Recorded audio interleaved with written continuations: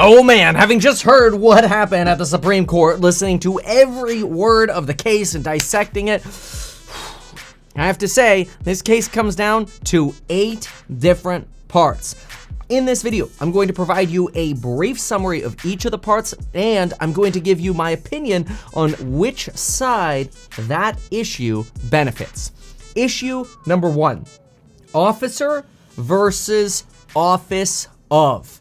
Now that's really confusing if it's your first time hearing it, but apparently the court is really caught up on the difference between the phrase office of and officer. See, an officer is someone who is appointed. Somebody holding the office of presidency is elected. Therefore, they are impeachable rather than removable or fireable. That distinction is really important because the second part of Section 3 of the 14th refers to as an officer of the United States. Now, they specifically use the word officer rather than the office of president or whatever. That favors Trump. And the court really resonated with this distinction. So issue number 1 out of 8 favors Trump.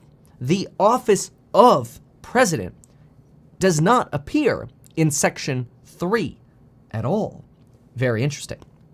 Number 2, issue around federal rights versus state rights. Boy, this reminds me of like being in middle school and studying this kind of stuff in, history classes or politics classes. But this really comes down to a debate between the 14th Amendment and the 10th Amendment. One of the justices went as far as saying that states are not explicitly granted the right to enforce the 14th. In fact, the 14th Amendment was created in part to remove states' rights. That was a paraphrase of one of the justices actually arguing that the 14th exists to limit the power of states' rights. Now remember, the 10th Amendment comes in and says that any power not delegated to the United States by the Constitution basically goes to the states, or therefore the people. This one, I'm gonna, because of the 10th, say it's probably about a toss-up to maybe a 60-40 towards Trump.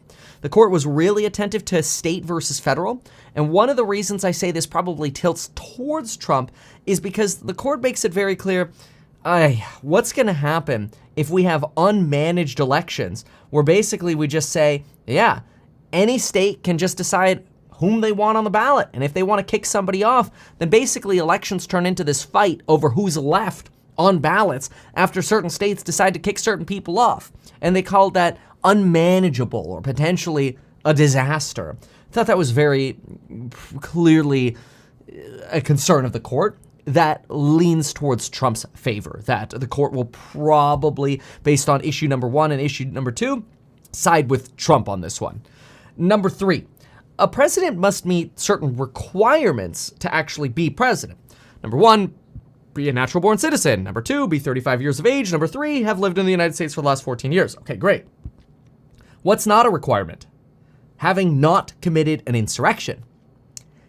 In the event Section 3 applies to the president, committing an insurrection would be a disqualification from holding the office. See, Section 3 specifically says no person shall hold any office. It does not say no person shall run for office. See, to run for office, you must meet those requirements. To hold the office, you must not be an insurrectionist, if it applies to president.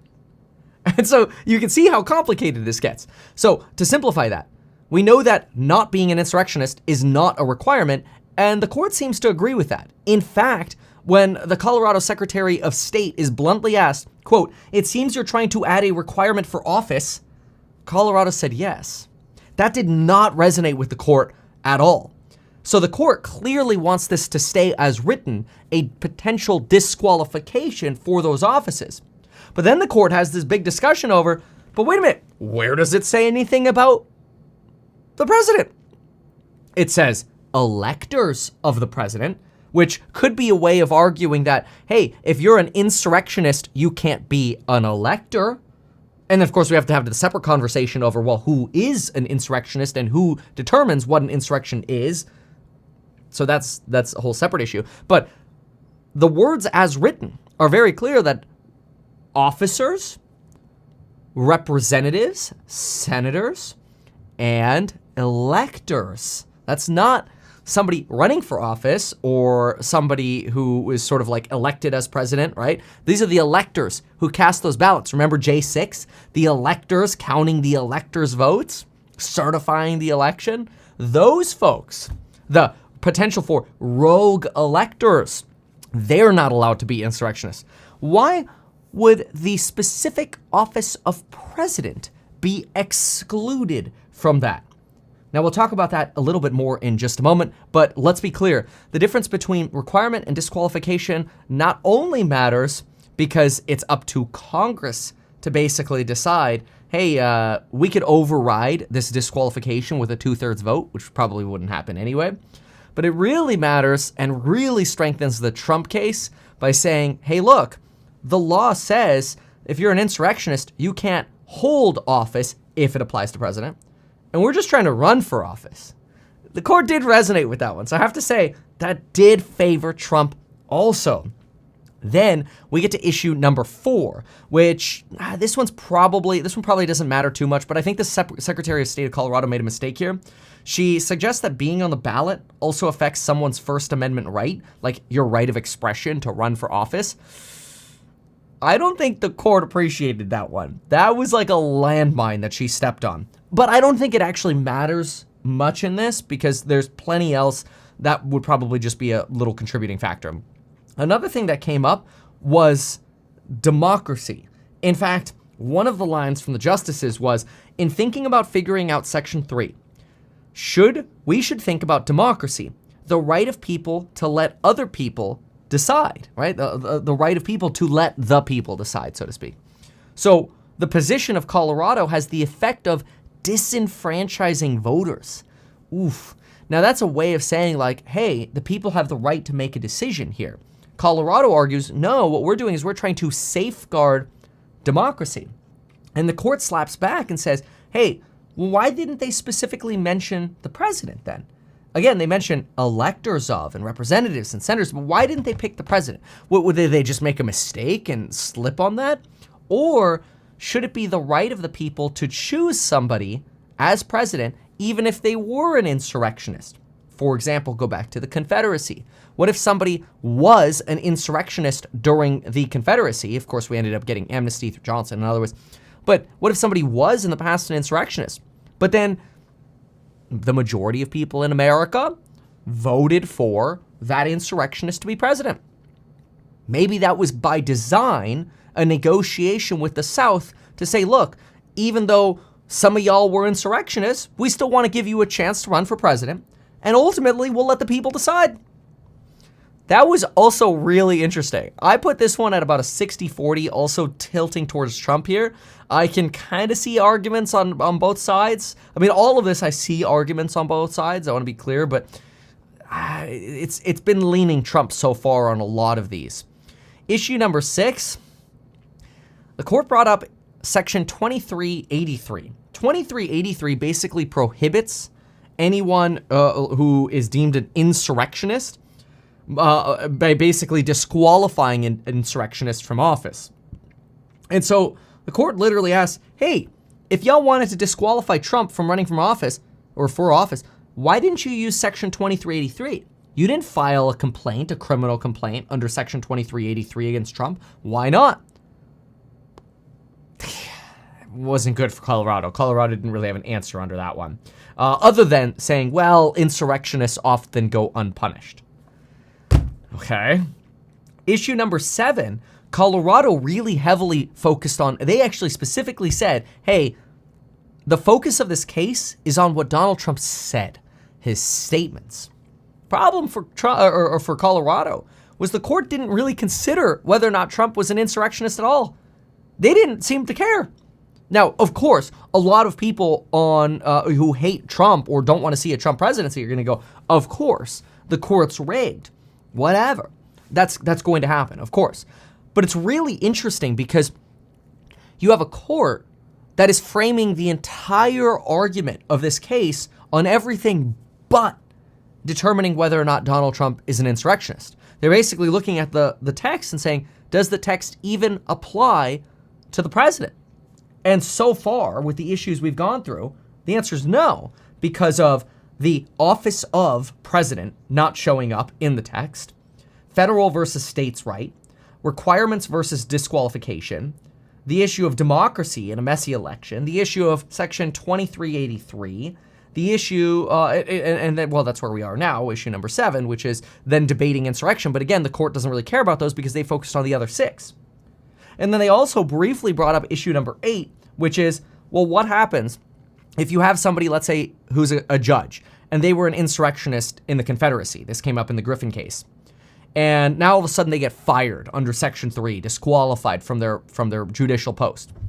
Well, does that all of a sudden mean that all of the cases they tried before get undone? Does all of Donald Trump's work get undone? And what is that going to mean? Is that chaos for democracy? These are all issues that came up from the judges here. The Griffin case did create a precedent in 1869, and it actually set a precedent of putting the burden on Congress to decide, which was one of the strongest ways that Trump's attorney ended up defending Trump by suggesting, hey, look at the Griffin case. This puts the burden on Congress. This makes this a federal issue, not a state's issue. We have precedent for this. Courts seem to resonate with that. Now, ultimately, in 1869, this was so messy, there was just an amnesty given to try to, blanket over this issue, which people had talked about Donald Trump receiving amnesty previously. That obviously didn't end up happening. But when you look at this case on balance, all 8 of these core issues, this Supreme Court did not seem interested at all in evaluating whether or not Donald Trump is an insurrectionist. I don't think a decision from the Supreme Court is going to say anything about whether or not Donald Trump is or was an insurrectionist. They're simply going to apply Section 3 of the Constitution. And their strongest arguments for basically denying the Colorado case, leaving Donald Trump on the ballot, are that the text itself does not specify the office of or president. Those things are not on there. You have an officer of the United States, but remember, officer is different from office of. You also have the precedent of 1969 applying this to Congress, so it's up to Congress to decide. There is an impeachment process for that, or a way to bar a president through Congress. But then again, that would require Congress actually being capable of doing anything, and that is generally not going to happen. Then, of course, you have a very strong argument of Section 3 is all about disqualifying somebody from holding office versus running for. So who says he can't be on the ballot? This could just come up after it, let's say Donald Trump gets elected. Does it then become an issue potentially? I think the Supreme Court will clean that up when they issue their statement, but it could. You've got some other contributing circumstances that sort of hurt Colorado, like the free speech argument, First Amendment. You've got the safeguards of democracy. Hey, who says that the people can't choose an insurrectionist to be their president? Maybe that's the change they want. Maybe that's the change they want to vote for.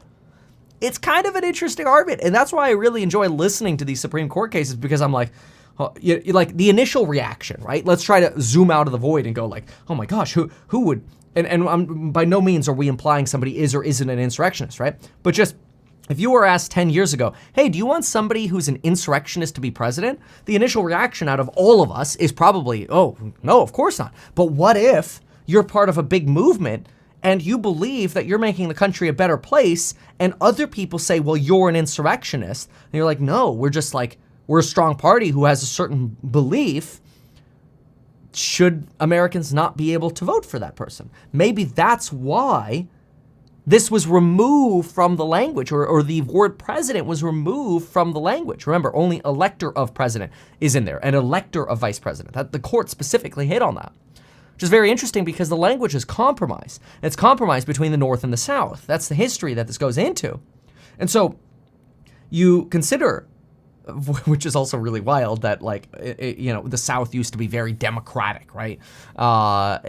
You sort of had this great flip-flop between Democrats and Republicans and how the parties aligned. But anyway, things change over time. But the point here is, in that case, if the insurrection is actually what the people want, Who says they can't have the freedom to choose an insurrectionist?